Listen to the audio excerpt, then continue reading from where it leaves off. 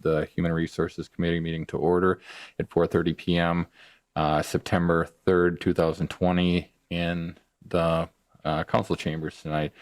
All those in attendance here on the committee, myself, Mr. Jay Bemke, who is on the committee, and Mr. Joe Zerflu is not here.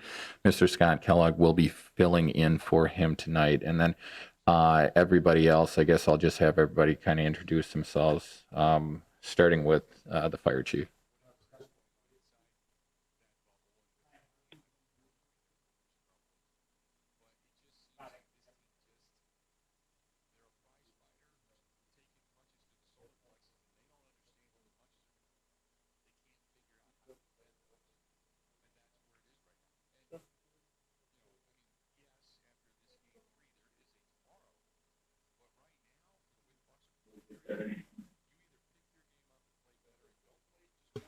Wonderful. With that, we'll go to item number 2, discuss and consider approval of updating the pay scale for seasonal recreational department positions. And underneath here, I've got score, timer, t-ball, soccer, volleyball, basketball, soccer aides, and officials. And Mary Wolasic, do you have anything to speak to that for your department then? If you do, would you want to come up? Otherwise, if you don't, I think the committee has got,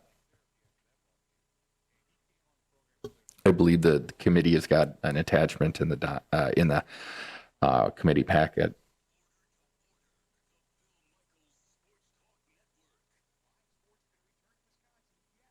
Does the committee have any questions, concerns of any of the pay scale changes at all?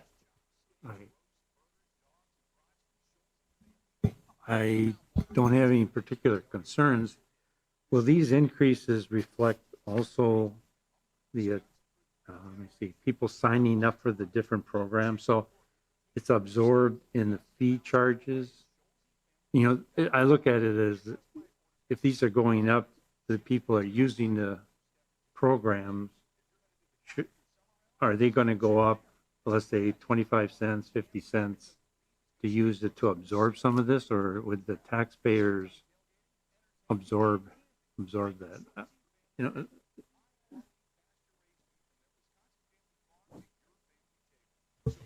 know, the fees are set for the programs to cover the cost of the supplies, materials, and the instructor. So the fees would be adjusted for the different programs to cover the cost of the pay ranges for those different positions. Okay, that's what I was concerned with. Yeah. Because I believe the user should absorb the cost. Yes, and the non-residents pay 1.5 times compared to a city resident for the different programs. There's 2 separate fee structure rates for a resident versus a non-resident. Okay, that's good. Thanks. Is there anybody else that has a question or concerns for Mary while she's at the podium? Go ahead, Mr. Bemke. I don't have a problem with this new fee structure. The only comment I would like to make is not only do we have temporary and summer help within this department, but we have it throughout the city. And I think if we're going to do this, maybe someplace down the road, we should look at all of them, not just this one. So, thank you.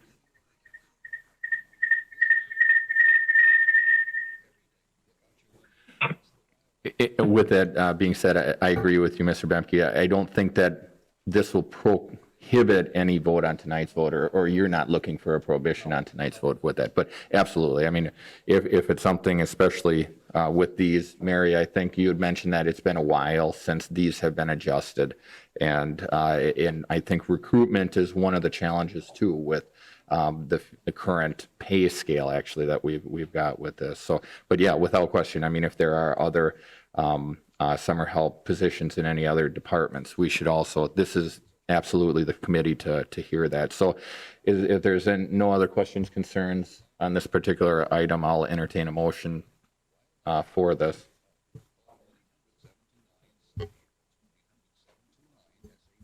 I'll second. Okay, a motion on the floor by Mr. Bemke, second by Mr. Kellogg to approve the updating the pay scale for seasonal recreational department positions as presented. All those in favor say aye. Aye. Aye. Opposed? Ayes have it, 3-0. Thank you. Thank you, Mary. We'll go on to item number 3, discuss and consider approval of updating pay scale for crossing guards. And I think that we left it on here, but I think, Mr. Hartman, you had had a little bit of communication back and forth with the PD as far as this goes. Can you kind of elaborate on that? Are we going to take action tonight, or are we going to hold? I think Chief Blevins just stepped in. Yep. And so if you're willing to speak to that, we do have a couple positions that are open, to my knowledge, but I'll let the chief. Yeah, I'll speak to what I'm familiar with here. The person that I wish could be here was on vacation, but we have, I think it's 2 to 3 vacancies for crossing guards that we're having trouble filling. The reason to request a pay bump is to make it a little more attractive for these folks to actually come out. Traditionally, a lot of our crossing guards are the retired age folks. And it's just a little bit of an incentive to get them to come out in the morning to man these posts for an hour in the morning and an hour in the afternoon. I know that I think it's Nakusa or Port Edwards is paying quite a bit more than we are, so they've kind of drawn some of our pool away. We're just trying to make ours a little more attractive. And that would be by bumping it up, I believe, what was it, $1 an hour, Ryan? Or a little more than that? A little bit more, $13. One of them is $13, from $11.60 to $13. Yes. Okay. So that is, again, we're right now, what we're doing is because we are a little low as far as the manning of these posts, we're using police officers on overtime to man some of these crossing guard locations, and it's not going to be viable in the long term. Hopefully, if we can offer a little bit more money, maybe we can attract some of these people back.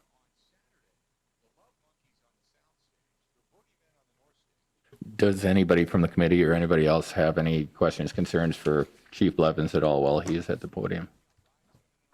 No. I don't either. And if that's the case where, again, if it's competitive reasons, if it's for recruitment, I don't see a problem with that. Do we have, is that in the council packet for the recommendation for the updated scale?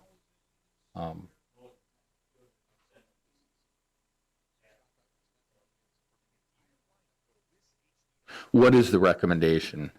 Because then we can make that as a motion then. It would go 1 to 5 years of service would be $13 per hour without cones, $14 with cones. 5+ years of service, $13.50 without cones, and $14.50 with cones. Okay, with that, I will make the motion to approve the pay scale increases from what was just presented by our HR manager, Mr. Ryan Hartman, then, if anybody wants to second that. Motion on the floor by Kubaschak, second by Bemke, to approve the crossing guard pay increase as presented tonight. All those in favor say aye. Aye. Opposed? Ayes have it, 3-0. With that, we'll move on to item number 4, and that is discuss and consider approval of a change in the firefighters' work schedule from a schedule that consists of a 24 hours on duty followed by 48 hours off duty to a new schedule of 48 hours on duty and 96 hours off duty. The change would be a 1-year trial and would require both parties revisit the work schedule in October 2021 and mutually agree to continue the new schedule beyond year 2021. With that, I guess I'll initiate the discussion. I was presented with a proposal from our Firefighters Association for a request for this, and my understanding is that there was a vote from the members of the Firefighters Association, and it was in favor of moving forward with this, and that's why I put it on the agenda. So with that being said, is there anybody from the Firefighters Association that would want to address the committee?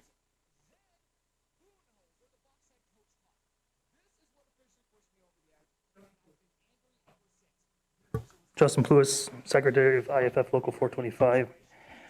To address this proposal, it's something that in our department, the change of our work schedule has been talked about for many years. The current schedule is referred to as the Chicago schedule, which is 24 hours on, 40 hours off. It's one of the least popular work schedules for fire departments in the state of Wisconsin. So the change has been talked about for many years. There's other possible schedules out there too, known as the California schedule. But the 4896 is a relatively new schedule in the fire service within, new as in the last 10, 15 years. A few departments in the state of Wisconsin have switched to it. A lot of departments that, most of the departments that switched to it have stayed with that schedule. And because of the talk has been to switch for many years, a research committee was established back in September of 2019 to research the feasibility, the pros and cons of the change in the schedule. That research committee kind of stalled during we had labor negotiations. We knew this would be something that would likely have to be separated from labor negotiations because it was such a big issue for many of our members. We didn't want to tie up a whole contract with one major issue that we weren't exactly sure how our members would vote without doing the research and presenting it to the members and taking a vote. So the research committee recently finished up their report. Prompted the finish of that report was a recent member who left our department, who did go to another department that has the 4896. The report was presented at August's union meeting, and a motion was made, and 22 of the members present all voted in favor of the change. We only had 28 eligible voters. 22 were present, so even if the unpresent members that were voted against it, it would still been a large majority that were in favor of the change. Many members have concerns because it's such a different schedule. Some members have expressed some concerns, but have also expressed that they're willing to change or at least try something other than the current schedule that we work. So we feel strongly that it would not. We feel strongly that it's a win-win for the members of our department and the city of Wisconsin Rapids. Is there many things we still have to work out as far as strategics and operation-wise? Certainly, we still have many details like that to still work out, and a lot of it we won't know until we actually try it. So that's the importance of the trial period. But we feel it's a win-win. We feel that it would definitely increase the morale of our department. It would allow our members to have some ample reprieve from the job. Our job has gotten a lot busier, but just in the 16 years that I've been on the job, our call volume's doubled. So, or close to doubled. So that reprieve from this job and a better quality time with your family, I think we all value very deeply. So I think that would be a great benefit to the members. To the city, it provides a benefit in the fact that it would be a good recruitment process. We struggle to recruit students from across the state to apply here in Wisconsin Rapids. We would be one of a handful of departments working the 4896, which would make us very desirable for new firefighters to come here and work. So those are just kind of the key points I wanted to make, and it's a lot of information. It is a big change. So if there's any questions, I'd be happy to answer any. Is there any committee members that have any questions for Justin right now while he's at the podium? Go ahead, Mr. Bemke. So I don't mean to put you on the spot, Justin, but I do understand that you guys were to meet this morning with the chief and his group. I did see your email as I walked in. You did make a little progress. I'm in favor of trying this schedule. I just want to make sure that we've gone through it completely, that we have a good understanding of what it's going to be. And I just wonder if you guys continue to meet and work out the bugs. And I did check with Ryan before I'm about to volunteer him, but if Ryan said he would be more than happy to get involved in the process, just to make sure that the process continues. And if I understood you correctly, you would like to have this implemented by the first of the year, correct? Yeah, that would be that was the goal of and the intent of the motion made at the union meeting was to implement this beginning of the year. December, we've tried to pick our vacation days for the previous year in the month of December.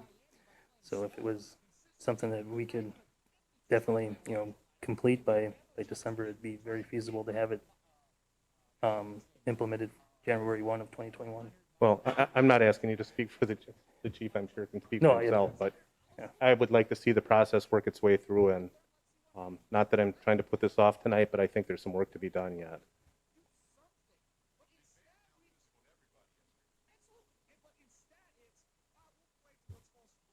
Crickets again. I guess as far as looking at, I don't know if you're making a motion to postpone or if you're making a motion to, or not even if you're not having it. But I suppose as far as discussions moving forward, I would love to see something moving forward. And I've always been someone that's been an advocate for trying something new once. If it doesn't work, let's change it and move on to something else. If this is something that members want, and it's kind of interesting. Myself, I'm a union card carrying member myself, and it's kind of interesting in terms of union votes. My charter is in Madison with the ironworkers, and there's a lot of times where there's a vote that occurs. But it's kind of interesting with the vote here, 22-0, in opposition of the members present. But I think one of the things that I want to point out, as far as membership is concerned, I have zero sympathy for anybody that is not at that meeting. I have zero sympathy for anybody that does not want to engage in their union vote. I don't make excuses for driving all the way down to Madison if the union is making a decision. So I don't think that could be any argument if someone is dissatisfied in the rank and file if they didn't attend the meeting. And the meeting, I assume where your guys' meetings, are they held in Madison? They're held here in Wisconsin Rapids. They're held in Wisconsin Rapids, Oh, okay. it was by So, Zoom. but so then coming back full circle of kind of questions, how much is this something that's going to potentially, as far as you know it, Justin, I know that you don't do the accounting for it, is this something that's going to potentially cost the taxpayers any money from shifting from a 2448 to a 4896? I don't see where it could cost more money. I'm very cautious to say that it will save money, but to implement the schedule, you would have to go from what is, for our schedule, as far as pay-wise goes, is a 21-day cycle. If a firefighter doesn't take any paid time off in those 21 days, they're entitled to overtime. Fair Labor Standards Act entitles them to overtime if they don't take any paid time off in those 21 days. To implement the schedule, you would have to change that schedule from 21 days to 28 days. So that means a longer stretch of not having a firefighter take any time off, which would make it more difficult for a firefighter to receive that Fair Labor Standards Act pay. So there is a potential that it could be savings, because the likelihood of a firefighter taking some form of paid time off in that 28-day cycle is much greater than with the 21-day cycle. Thank you. Any other questions from committee members or anybody else while Justin's at the podium? No, I kind of echo what Jay was saying. I mean, if we don't want to worry about implementing this in January, and also, does this have to go through the Police and Fire Commission? I'm just curious procedurally. Do they have to look at it at all? Okay. And if there's any, going back to what Mr. Bemke was saying, if there's any wrinkles, we need to know up front. Not saying there's a problem with it. I personally don't have a problem with it, but if there's a concern, we need to identify it. Not a concern, but a wrinkle, identify it ahead of time so that maybe something could be adjusted. So to delay it 1 month and work out a discussion or meetings, like Mr. Benke was mentioning, would be advantageous rather than passing it and find out later or something that maybe we didn't identify. So I'm hesitant to vote tonight just because maybe there's some more discussion that needs to take place that I don't know what those issues are or wrinkles are. But it looks interesting, and I believe in what Mr. Kupischak mentioned is why not try something different? If everything's equal, why not? You know, but that's the only comment I wanted to make. Thank you, Mr. Kellogg. And I guess in terms of the committee itself, so then what I don't want to, or at least move, if we're actually interested in looking at something, the question is, do we actually have a vote to specifically approve this or not? Or do we design a vote to move it forward somehow, you know, to develop a draft, compel both sides, management and labor, to say, hey, let's get something going so that we can review it so that it just doesn't stall. Right. So then the question is, how do we kind of do that moving forward? Do you, Mr. Bemke, obviously you had kind of suggested this, that you want to see something more before we, you know, actually some meat and potatoes, I guess, and maybe I'm putting words into your mouth, but you want to see some substance before we actually do it. How should we move forward? Well, I don't know that I have the answer to that, but I would like to give the chief, I don't mean to keep putting No, Justin yeah, on the yeah. spot.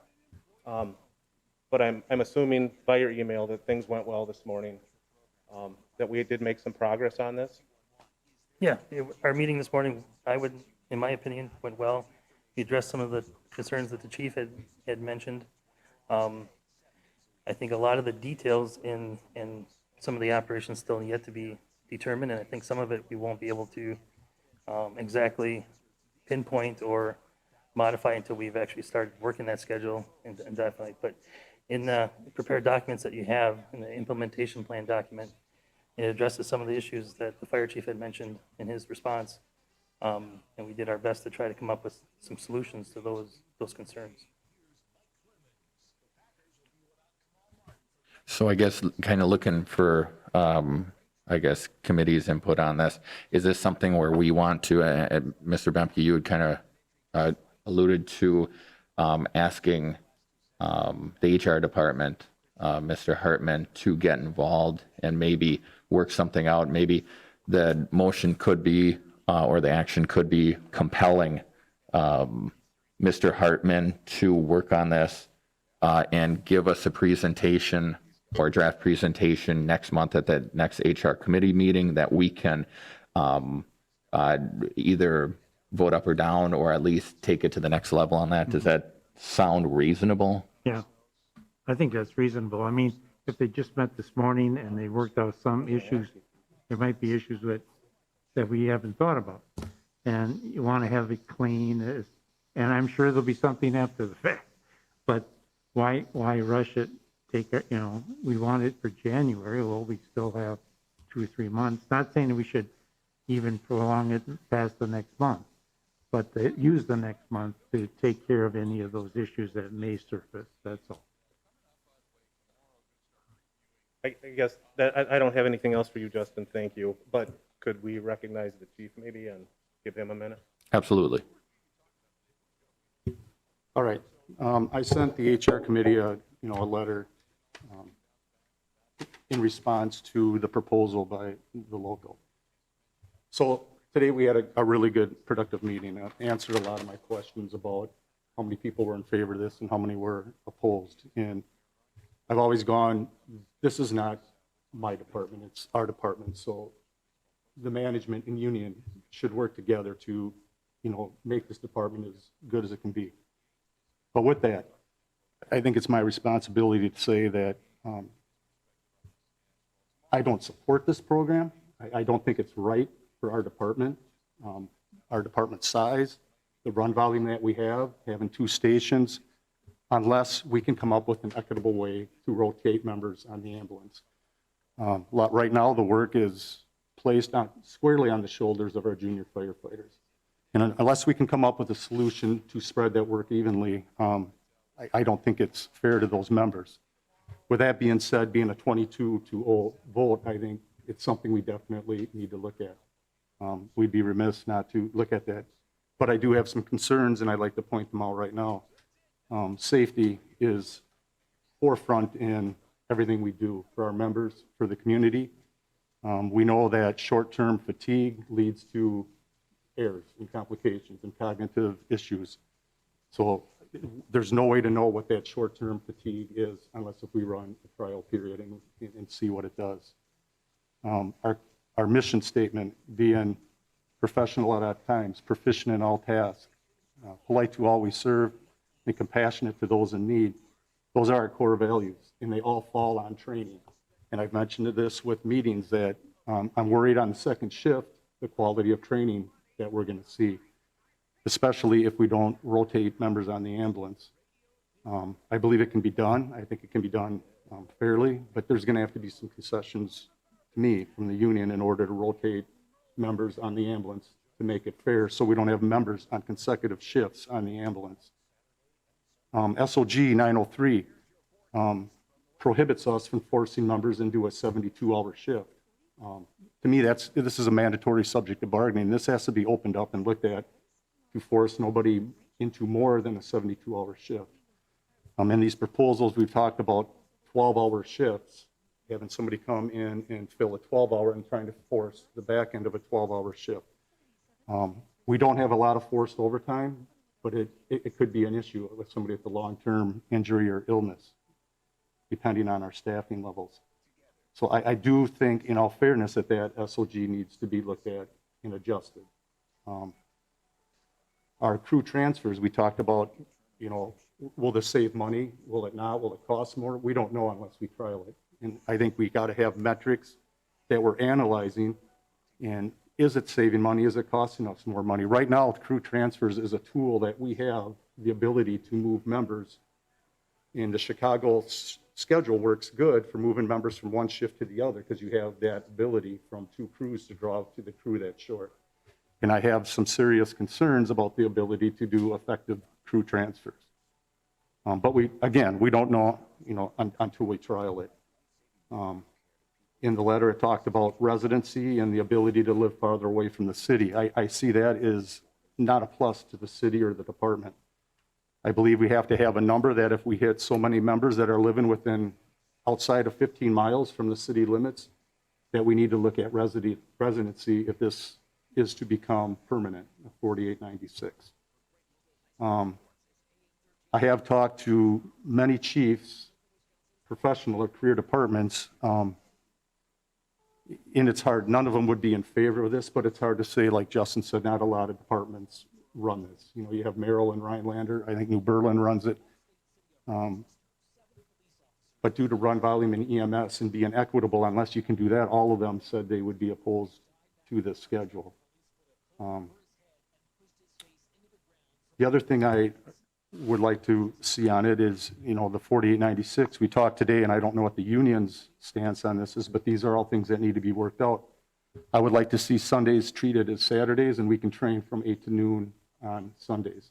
We're going to lose some of our ability to conduct meaningful training. If we can train on Sundays 8 to noon and they're willing to do that, that would be very helpful in this schedule. So those are my main concerns. I think if this works out, it could be a positive. It really could for the department if it works out and we work with the union and we address some of these. If the morale goes up and people are excited, they're refreshed to come into work, it could definitely be a positive. So I am by no means opposed to a pilot, but I don't think we're even close to a point where we're ready to move forward unless we get some of my concerns here addressed. But in the final, the metrics, they have talked about that we need to track. I think they can all be done. The other things I would like to add is turnout times. We can easily track from the time of the alarm to the time we get out the door. And I think that needs to be monitored over this trial period. And then still continuing run volume between 2200, 10 o'clock, and 6 a.m. I sent you the numbers. Right now we run approximately in 2020, 63.4% of the nights were running 2 and 3 or more calls per shift. And when we start talking about short-term fatigue, that comes into play. But again, it's spread out between stations too. So, but we do not have the ability like larger departments to tone out one station or the other. You're being woken every time that alarm goes up. But those are things we can continue to monitor. And if we're rotating members on the shifts onto the ambulance, I think it can be compensated for. And the final thing I would like to see in order to have accurate data, and I'm not just staunch on this, but I would like to see a 2-year trial period on this so we can collect accurate data. It'd be very easy to, or very hard to me to have accurate data after 6, 7, 8 months when we're beginning negotiations for the next contract. So ideally, I would like to see a 2-year trial period, but I guess that will be your call. And with that, I don't want to be negative. It's 22-0, the vote. So I think we need to look at this. We need to look at it strong, but if we're going to do it, it needs to be done right. And there has to be some give on their side in order for this to work, in my opinion. So with that, that's all I have. Thank you, Mr. Young. Any committee members got any questions for the fire chief? No. No. Go ahead.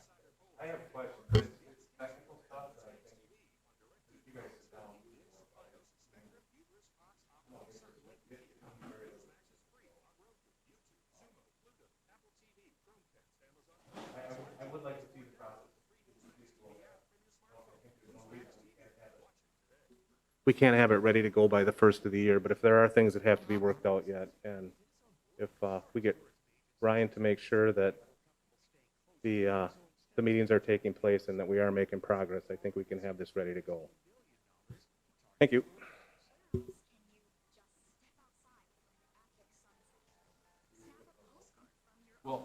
Yeah, I guess in terms of if we're going to spend some time doing this, and not to bring up other committees or other committee meetings and stuff, I think that sometimes there are things that we take up that we talk for quite a bit of time, and then they either get mixed in the shuffle, or there's no action, or it becomes a point of a moot point because we're not going to take it up at all. But with this, I guess I think that it's pertinent for the committee to issue some type of, if we're going to do it, and it sounds like there's no one absolutely opposed, but it's how we're going to do it. And with having that's one reason why we hired or filled the position of their HR manager, is we want somebody working as a liaison between labor and management. And I think that that's what I would like to do is make a motion to compel the HR manager to sit down, have some type of non-collective bargaining negotiations, just discussions back and forth, seeing where we can go and getting to a clearer point for presenting either a draft or a final presentation. It doesn't have to be a presentation, but the wording of a final, I guess, management's decision or HR's decision in terms of if we're ready to have a committee vote on this, or if we need to take a little bit more time so that we can implement it right. Because if we do it, we want to make sure that, and I think that everybody on board doing it the right way. But I mean, that's what my feeling is with this, without dragging it on, because tonight we're not going to be able to figure out much more, like you said, Mr. Bemke, about technical aspects and everything else. We're the body that votes up or down, and if we're not given enough information one way or the other, we shouldn't vote up or down, but at least compel it to move forward, to take it to the next step. Does that make sense? I mean, are you okay? So I'll make a motion to again compel the HR manager to give us a draft proposal on this particular issue for next month's regularly scheduled committee meeting. Motion on the floor by Kubiszek, second by Bemke, to have the HR manager bring forward something for us as a presentation or a draft presentation for next HR committee meeting, which should be October 6th.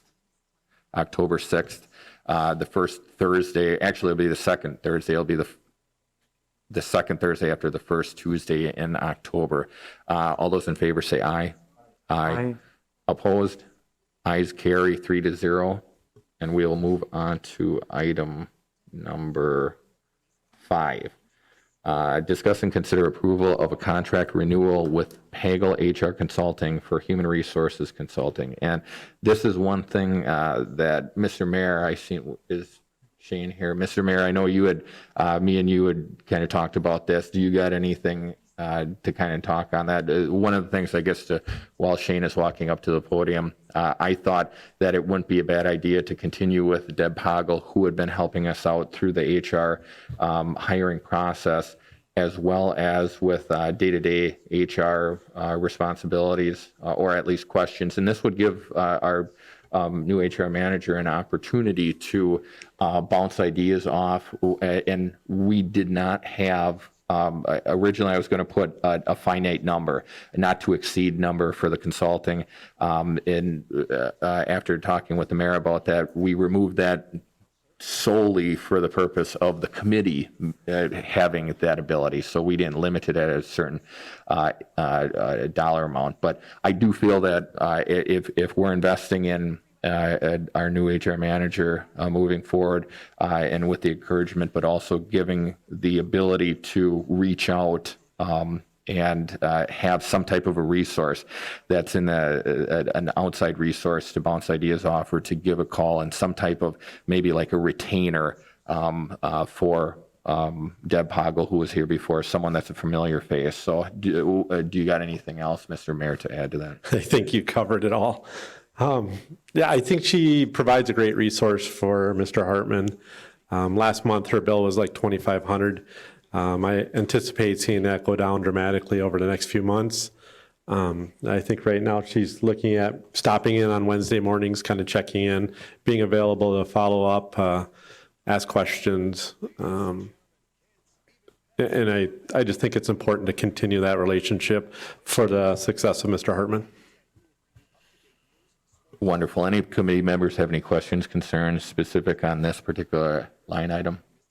Well, I think it's a good idea, but do we want to put a limitation on finance? I mean, you mentioned it's hard to do that, or how do we do it, but to have some amount as a cap, and it can always come back to the committee next month if you want to change it. Like, is it 1 day a week and for a month, or a certain amount of money for a month, and then come back? If that's not enough, then we can revisit it. Yeah, and that's what I kind of thought of initially, was just I had $5,000, but kind of like a retainer. If you hire a law firm or a lawyer or whatever, and it'd be on an on-call basis. If someone didn't need to come here every Wednesday, but was just available on phone calls or an email brief or something like that, and then it wouldn't have to be a monthly thing. It would just be until that $5,000 gets used up in the next 4 months, 5 months, whatever it is. Yeah. So I don't know if that makes sense for the committee or Mr. Mayor. But I suppose the committee, we've got the vote on here. So, but I mean, so I would just throw that out there, I guess, for consideration. I mean, I'm looking at a number, $5,000. I know we've got monies in the budget for $5,000 because we haven't had an HR department head for several months. So there is monies available. It wouldn't be like we would take it out of contingency. Right. So. I feel comfortable with the 5,000. Is your button on? Yeah. Okay. Your button on. Brian, do you have anything, comments, or anything you'd like to add? Just the fact, currently, Deb comes approximately once a week for about 2 to 3 hours. And it's been very, very valuable, just her experience gaining the insight of the public sector. Mr. Yeah, Mayor? I believe she's $50 an hour, so plus there's drive time cost and mileage. So I'm sorry, $100 an hour. And so that 5,000 will go rather quickly, I think, even at couple hours a week.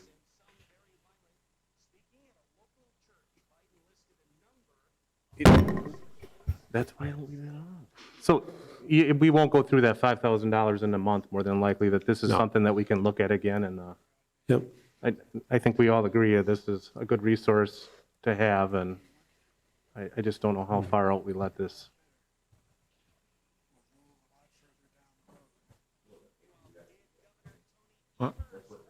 I just want to make sure that if this is a resource that we can use and that we think we need, that we have it available. If $5,000 will get us to our next meeting or to the meeting after that, and we're still going to want Deb to come, yeah, that's fine with me, the $5,000.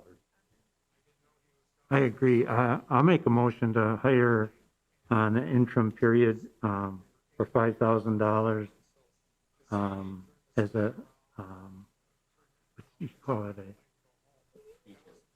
a HR consultant, and until that money's used up, and then we'll revisit it. And then maybe it's the same amount later, or maybe it's half. But I'll second the motion. Okay, motion on the floor by Mr. Kellogg, second by Mr. Bemke to approve a contract renewal with pagle HR Consulting for human resources consulting for the amount of retainer of $5,000. All those in favor say aye. Aye. Opposed? Ayes have it, 3-0. We will go on to item number 6, discuss and consider approval of a revision to the emergency sick leave policy to address employee leave if a dependent is required to quarantine. Mr. Hartman, I think you've got some information on that. Yes, just looking for a little input and guidance as well. As most of us are familiar, we had the 80 hours of emergency time for employees back in March or April, whenever that time frame was. We are now approaching, at our current last update was through September, is what the letter is good for. I'm thinking we would look to extend it through the end of the year. The other issue being what the direction we'll want to be going forward when we have a number of employees who've used their emergency hours already, and now we're starting to see a cycle of employees potentially being quarantined via contact tracing or exposure and positive testing, which could in turn put them out of work again. So just looking for some direction or insight on what to do with that. Currently, as it stands, I believe with a positive test, then one would be eligible for FMLA. Just due to quarantine via contact tracing, that's what that emergency leave was for. And we had, I believe I counted 42 employees used, not all, but some portion of that 80 hours up through the August 23rd pay period. Five of us currently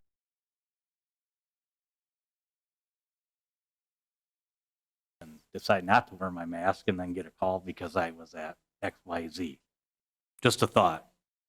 And I guess that goes to the question of, can we or should we be dealing with this more as on an individual case-by-case thing?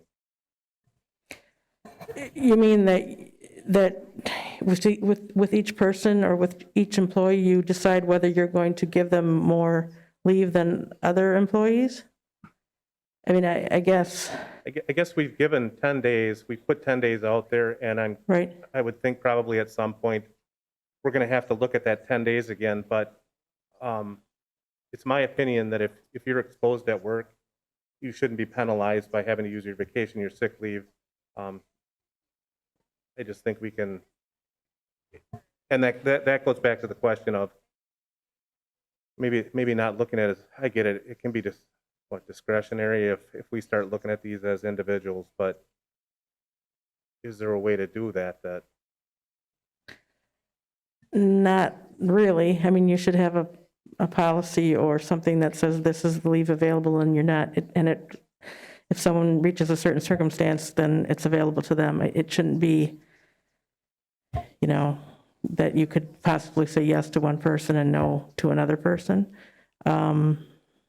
So I would say, right, you probably, if you wish to extend at least what you have now to the end of the year, and then if you want to add additional hours, that would be available to everyone. I don't think the staff could have the discretion to basically just give more paid time to certain individuals and not others. Obviously, even if you do have the policy that says we're going to give everyone another 5 days, it has to be vetted and they have to qualify. And so, the staff is making that decision on whether they qualify or not, but it's going to have to be kind of decided as for the employees as a whole and not individuals. Mr. Mayor. I agree with Mr. Hartman. Yeah, I think we have multiple scenarios here, and I think it's important to consider them that if I'm an employee, I'm at work, and I get a call from the health department to say that I potentially have been exposed and I have to quarantine for 14 days because somebody at work I was potentially exposed to. Well, you're going to use up your time pretty quick. You could potentially in that first round. I come back for 3 weeks, and I get another phone call from the health department that I got exposed by another employee, and I have to take another 14 days because you don't have the option. You have to. I think that scenario is so different than me getting a phone call to say I was at a graduation party on a Saturday and I'm exposed. I did that to myself, but I don't think in a workplace environment that an employee is here trying to do their job and they inadvertently got exposed and now have to quarantine. I don't think they should be penalized to have to pay or to use their sick time or their vacation time because that quarantining happened because of the exposure at a workplace. Problem is that could happen every month potentially. And I just think that that's a workplace exposure versus a careless incident. But I do agree that it has to be outlined in a policy or some way so it's applied fairly and consistently. And so that somebody doesn't get approved and somebody else does get approved. And I think we do need to outline that a little bit. Thank you. Well, what compounds this too is schools opening. And all of a sudden, a child comes home and they have to stay home for a period of time because they have COVID in the classroom or what have you. That even compounds it. So this employee wasn't out partying or whatever and got the contact, but it's in the family. And so it's a whole different ballgame. I mean, they couldn't help it. And it's complex. I don't have a solution for it, but it's not easy. So. It's only going to get worse. We've seen, and Mr. Mayor can correct me if I'm wrong, but just in the beginning basically last Friday, and through to that, when you asked about a number, which way we're trending, it's going up every day. We're having to update our spreadsheet on not necessarily positive tests, but contact tracing phone calls have now, started to affect us on a daily basis. And by daily, and I mean more than one. Yeah, I think with this particular situation, it's a case where we'd have to go across the board. It isn't going to be a one individual type of a thing. And one reason why I suggest that is because who's going to enforce it, or why do we have, how much time is HR going to be spending now deciding whether one person or the other? So it's got to be across the board. But I think that it's not so much, Mr. Mayor, you bring up a good point in terms of someone that shouldn't be penalized because they got it at work. But on the other hand, with this whole idea of quarantining, it isn't necessarily for a benefit or a loss of that individual. It's for the organization as a whole. We don't want, as an organization, someone who tested positive or who had contact tracing, we don't want them at work. We don't want them in exposing someone else. So fortunately, like on the job site, we've heard of guys going to funerals and weddings and now being kind of dinged, for lack of a better word, of saying it, for contact tracing. But how does the organization know if you get a call from the county health department because you were at a wedding of somebody else's? The organization doesn't know. And what if the individual who got the call from the county health department because of a contact tracing at a wedding needs money, needs to take care of their kids, needs to pay their grocery bill? You think that they're going to call the organization and say, hey,